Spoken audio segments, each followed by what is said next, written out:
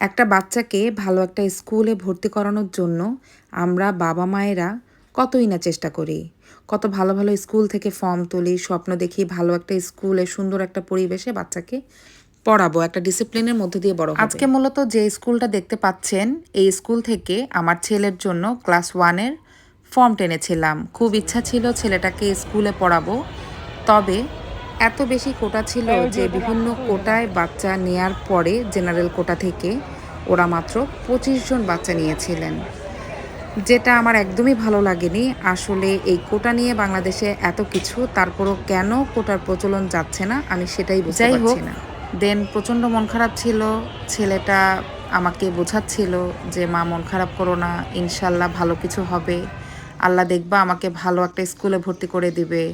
ছেলের কথায় অনেকটা সাহস পেয়েই চলে আসলাম বাসায়। বাসায় আসার পথে বাইরে দেখছিলাম ভেলপুরি,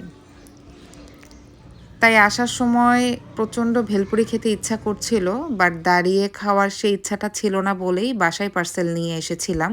সাথে আরও নিয়ে এসেছিলাম এই ঝালমুড়ি। ঝালমুড়িটা বানাতে দেখেই খুবই লোভনীয় লাগছিল। তাছাড়া যে চাচা ঝালমুড়ি সেল করছিলেন তিনি মূলত কোনো কাগজের প্যাকেট বা পলিথিনে ঝালমুড়ি সার্ভ না করে এইরকম ওয়ান টাইম গ্লাসে সার্ভ করেছিলেন, যেটা আমার খুবই ভালো লেগেছিল।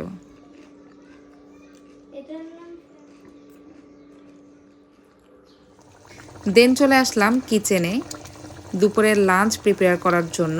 আজকে লাঞ্চে রান্না করেছিলাম গরুর মাংস আলু দিয়ে ঝোল, আর সাথে করেছিলাম পালং শাক চিংড়ি মাছ দিয়ে ঝোল। এই শাকটা এভাবে ঝোল করে রান্না করলে আমার বাচ্চারা খেতে খুবই পছন্দ করে। সাথে ছিল সাদা ভাত। এগুলো দিয়েই দুপুরের লাঞ্চটা বাচ্চাদেরকে নিয়ে কমপ্লিট করে ফেলেছিলাম। তাছাড়া মনটাও প্রচুর খারাপ ছিল, সন্ধ্যায় একটু বের হওয়াও দরকার ছিল, কিছু বাজারের দরকার ছিল, তাই আমার হাজব্যান্ডকে নিয়ে সন্ধ্যার পর বেরিয়ে পড়েছিলাম। একটা রেস্টুরেন্টে এসে এখানে চাউমিন অর্ডার করেছিলাম, সাথে আরেকটা নিয়েছিলাম ফ্রাইড রাইস। এই ফ্রাইড রাইসটা খুবই টেস্টি ছিল, আর এই চিকেনের টেস্ট খুবই ভালো ছিল। এটা কোথায় খেয়েছি পরবর্তীতে আপনাদের সাথে শেয়ার করব। দেন চলে আসলাম স্বপ্নের আউটলেটে। এখানে এসে কিছু মাছের আইটেম দেখছিলাম, তবে আমি সাধারণত বাজার থেকেই মাছ কেনাটা বেশি প্রেফার করি। এখান থেকে আর কোনো মাছের আইটেম নেইনি। মূলত আমি এখানে এসেছিলাম কিছু ফ্রোজেন ফুড নেওয়ার জন্য।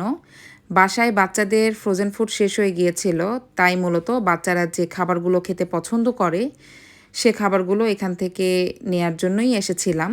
ছেলেকে ভর্তি করানোর জন্য ফার্স্ট চয়েসে যে স্কুলটা রেখেছি সেটার এখনও লটারি হয়নি। আপনারা সবাই দোয়া করবেন। আল্লাহ হাফেজ।